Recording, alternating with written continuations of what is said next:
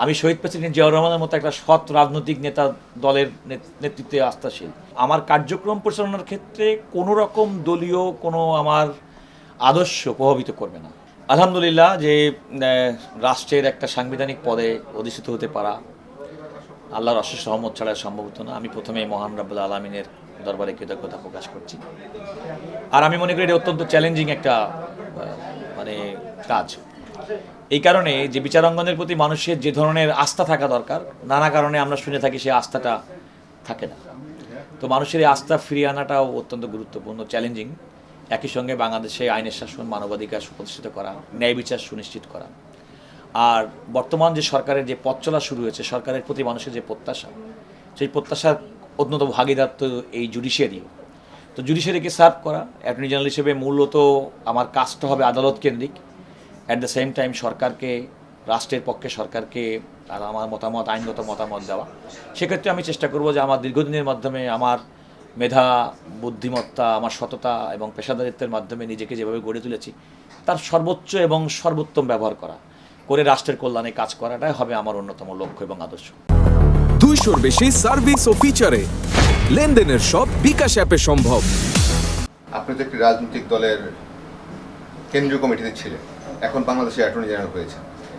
বাংলাদেশের এখন কোনো দলের নয়, না, অবশ্যই পুরো জাতির। সেক্ষেত্রে এখানে কি কোনো দলীয় কোনো প্রভাব পড়বে নাকি আপনি আপনার জায়গা থেকে সবাইকে সমানভাবে দেখে এগিয়ে নিয়ে যাবেন? দেখুন, আমি বলেছি যে এটা একটা সাংবিধানিক দায়িত্ব এবং রাষ্ট্রের পক্ষে বাংলাদেশের অ্যাটর্নি জেনারেল।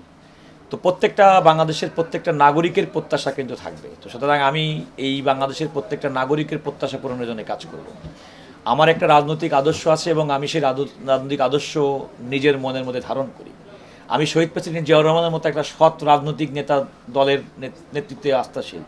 আমি বেগম খালেদা জিয়ার মতো একজন সুশাসন প্রতিষ্ঠাকারী, একজন নারীর মহিষী নারীর দলের সমর্থক। আমি জনাব তারেক রহমান, যিনি ভিশনারি বাংলাদেশকে এগিয়ে নিয়ে যাচ্ছেন, এমন একটা দলের সমর্থক।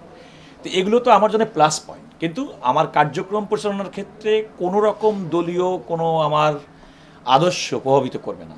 বরং রাষ্ট্রের আইন কর্মকর্তা হিসেবে রাষ্ট্রের স্বার্থে, মানুষের কল্যাণে, জনগণের কল্যাণে কাজ করার জন্যে আমি সেভাবে কাজ করে যাব। আর আমি যদিও আমার অফিসিয়াল এই রকম দায়িত্বের বাইরেও কিন্তু আমি সুপ্রিম কোর্ট আইনজীবী সমিতির সম্পাদক হিসেবে দায়িত্ব পালন করেছি। আপনি আদালতে খোঁজ নিতে পারেন, আমি বার কাউন্সিলের এক্সিকিউটিভ কমিটির চেয়ারম্যান হিসেবে দায়িত্ব পালন করেছি।